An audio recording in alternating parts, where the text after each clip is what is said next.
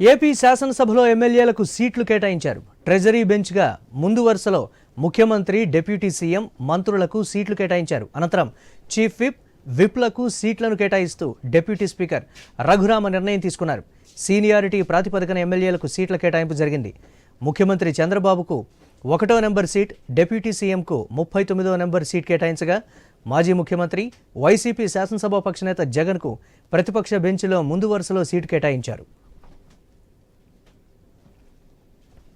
AP శాసనసభలో ఎమ్మెల్యేలకు సీట్లు కేటాయించినటువంటి అంశానికి సంబంధించి మరిన్ని అప్డేట్స్ మా కరెస్పాండెంట్ హరీష్ అందిస్తారు.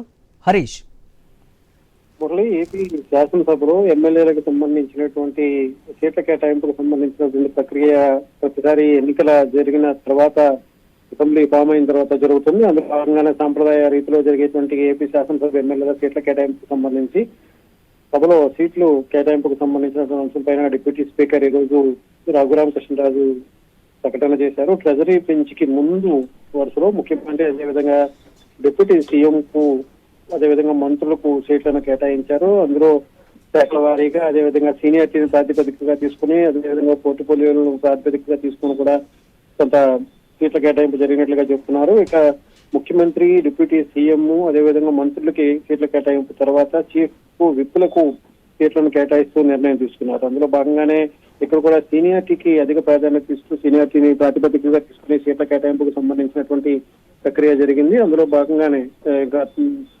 అనుభవం ఉన్నటువంటి నాయకత్వాన్ని, విప్పుగా ఎన్నుకున్నటువంటి నేతలను, వాళ్ళకి సంబంధించినటువంటి సీనియారిటీని, వీటన్నింటినీ కూడా దృష్టిలో పెట్టుకుని ప్రాతిపదికన ఎమ్మెల్యేలకు సీట్లను కేటాయించారు. ఇక చంద్రబాబుకు, ముఖ్యమంత్రిగా ఉన్నటువంటి చంద్రబాబుకు 1వ నెంబర్ సీట్ ని కేటాయించారు. ఇక డిప్యూటీ సీఎం కు 39వ నెంబర్ సీట్ ని కేటాయించారు. మాజీ ముఖ్యమంత్రిగా, వైసీపీ శాసనసభ పక్ష నేతగా ఉన్నటువంటి జగన్ కు ప్రతిపక్ష బెంచ్లో ముందు వరుస సీట్ ని కేటాయించారు. అంటే ఇప్పటికీ కూడా వైఎస్ఆర్ కాంగ్రెస్ పార్టీ డిమాండ్ చేస్తుంది ప్రతిపక్ష హోదాకు సంబంధించిన అంశం కదా.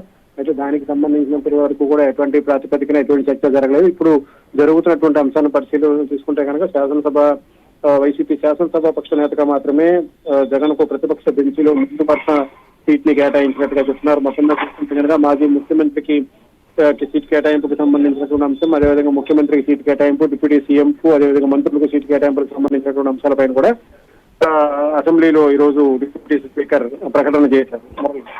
Right, thanks for updates Harish.